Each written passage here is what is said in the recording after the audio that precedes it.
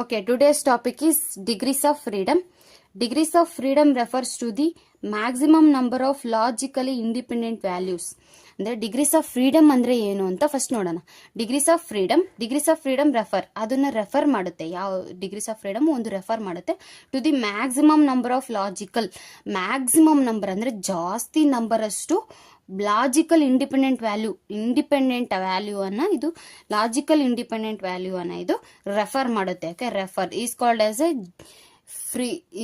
As a degrees of freedom. ಅದನ್ನ ನಾವು degrees of freedom ಅಂತ ಕರಿತೀವಿ. It is a example of degrees of freedom. Degrees of ಫ್ರೀಡಮ್ಗೆ example ಅನ್ನ ಕೊಟ್ಟಿದ್ದೀವಿ. ಅದನ್ನ ಫಸ್ಟ್ ನೋಡೋಣ.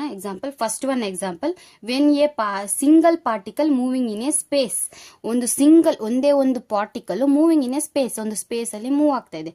It has a 3 degrees of freedom. ಅದು 3 ಡಿಗ್ರೀಸ್ ಆಫ್ ಫ್ರೀಡಮ್ ಅನ್ನ ಹೊಂದಿರುತ್ತೆ. It has a 3 degrees of freedom.